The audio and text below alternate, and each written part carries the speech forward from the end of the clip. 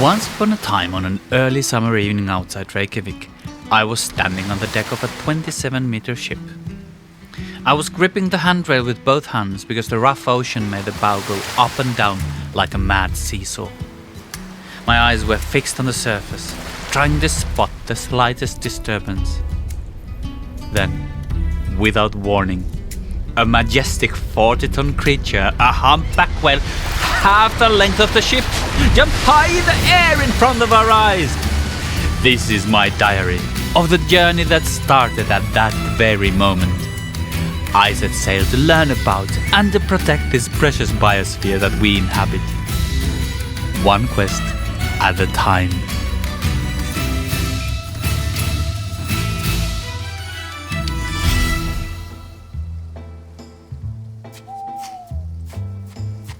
It's a fine job. Don't you think it's a fine job? Just dig.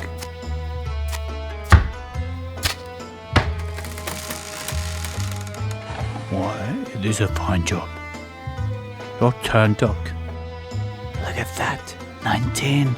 The mandibular first molar, pure gold. Would you go on without me? What do you mean? This is a fine job, but I've been thinking maybe there's more. Sure. I go on without your sorry little butt. More gold for me, and less of your bite. Follow your dreams for all I care. You're a good friend. You know I ain't. But make sure then, you know. Dreams are like ghosts. Some are here to help you, but others, they are evil. Remember what happened to Nick? He left the pub, wasn't even drunk, but it was late. There was moon and he certainly don't need no lamp. Besides, Beth was home and so he'd see the lights. But you know, Beth wasn't home. He'd secretly gone see Cal. Now Nick turned to the woods to save time, but suddenly clouds covered the moon. He was found in the bog by the dogs, drowned. Beth couldn't bear the guilt and went the same way. It was the friar's lantern that led Nick to the peril. And you better know if your dreams are like that. I have not published in 2.5 months. I've had neither time nor energy. The little holiday between the terms was desperately needed, and it has done wonders. The year is ending now, or should I say, close to completion. It has been quite a year, and the last 4 months have been intensive. On the other hand, I have completed 13 courses or 46 credits with a very good average. I have so far been progressing at an accelerated pace, and I have been working more than the 40% I estimated before the academic year started. But it's as if things had started dragging. The excitement of the first period was replaced by feeling tired, unmotivated, and out of place in the second.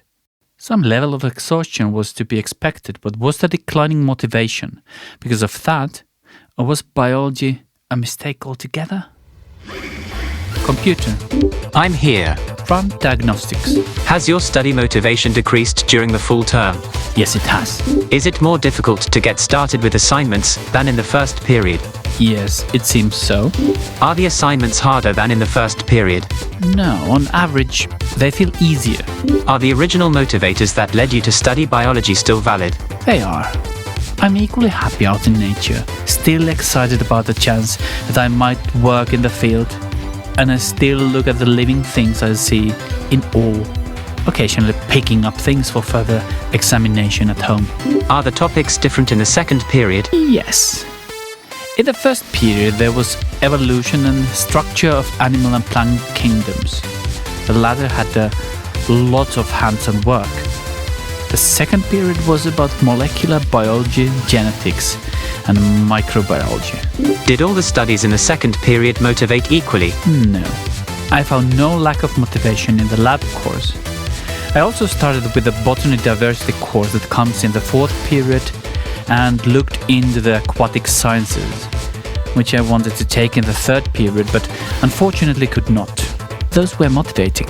Have you reached a diagnosis? Yes, and diagnostics. I talked with a fellow student about my feelings. It turns out he had been roughly going through the same. This period had been tough for both of us, but the lack of motivation was not time-bound. It was subject-specific.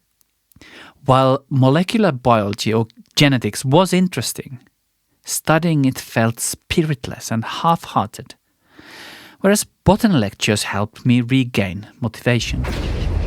Who am I? What do I want? I'm beginning to think that these are not questions at all. Questions have answers, but answering these yields predictions that time will either validate or disprove. Like life itself, I can understand myself only in hindsight. Like Major Tom, we fly through space and time, having no way to stop and no way to go back. But unlike the good Major, we are not powerless. We can choose our path, even if we perhaps don't know where it leads. There once was a farmer who lived with his wife in North Macedonia.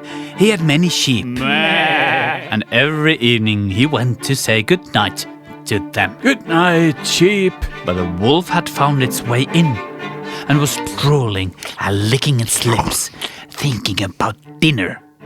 The farmer noticed a wolf, and grabbed it by the tail.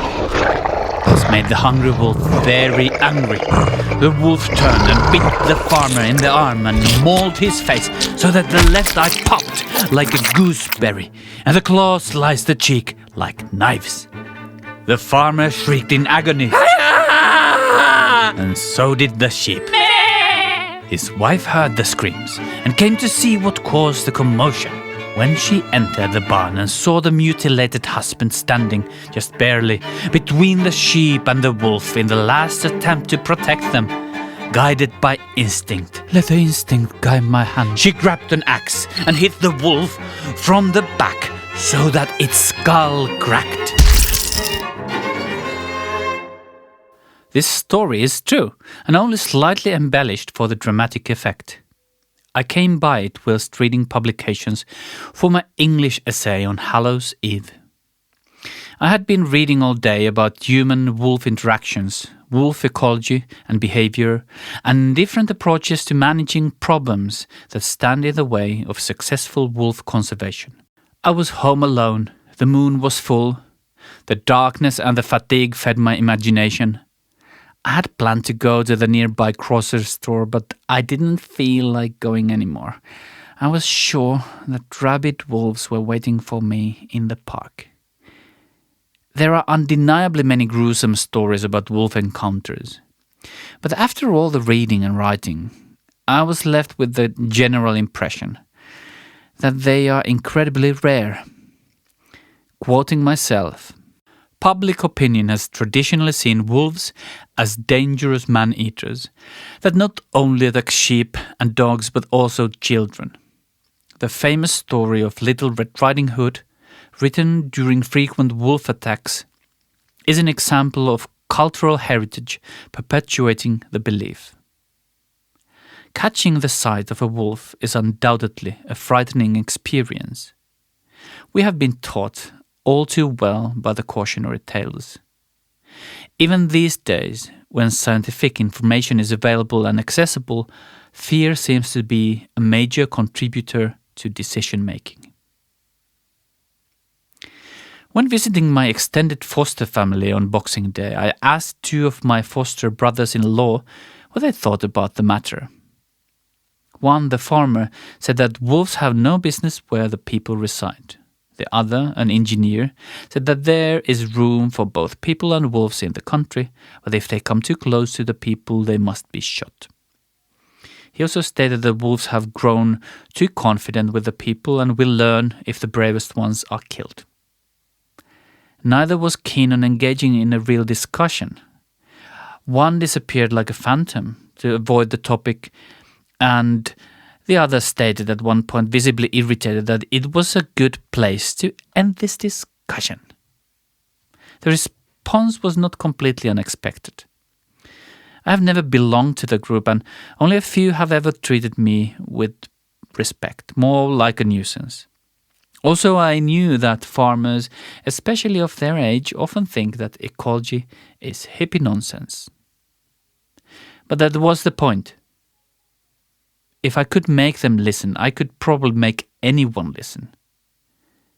Well, I guess I bit more than I could chew. I was not ready, but it was good practice all the same. The topic was sensitive and polarized. It is not enough to simply bring challenging ideas to the table. The keystone has to be a collection of facts, a lot of facts.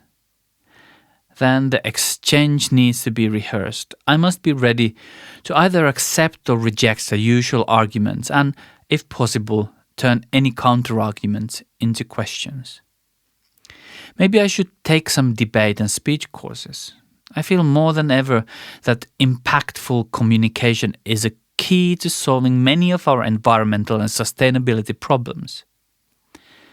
Still, trying to be that person, that guy, is not an easy path. Dan, get down.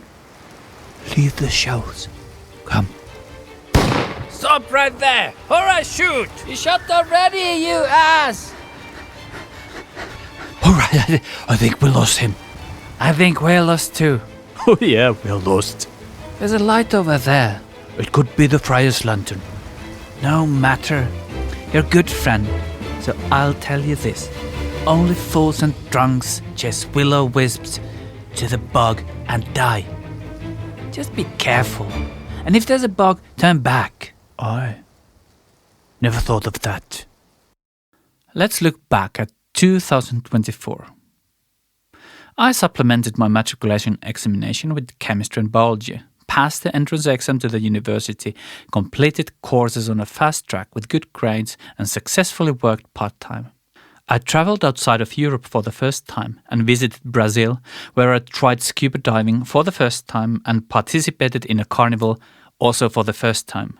I was awarded the Anti-Conservationist of the Year by the Biology Students Association for killing the isopod in the previous episode, and elected as a vice student representative to the steering group of the Biology Bachelor's program. I've been rearranging my study plan as I go, and I've been sorting out which of my dreams are will-o'-the-wisps and which are sent to my guidance. But more of that in the next episode. I also ruffled some feathers. Never mind sticks and stones, it's clear that words have the power to make people frown. I will not back off from the things I feel that are important. Taking stand is a skill I've learned fairly recently, and in my opinion, no amount of integrity is worth a monkey's cuss without holding one's ground. On the other hand, I haven't won my spurs yet. I may have entered the faculty as if I had, because I'm used to an established position. But at the end of the day and year, I'm still a freshman. Very few people like a loud, incompetent fool, so let this be my New Year's resolution. I will do my best to learn to be more diplomatic when I just can't shut up. And heaven knows, I can't. Let's all have a wonderful new year. If you wish to get your experiences, ideas or comments on the show, drop a few lines or send a short audio clip to host@biospherepodcast.com. And if you like the show, please subscribe, share and leave a review. It really means the world to us. This is your host Sami dos Santos Hult. Thanks for listening to Biosphere one quest at a time.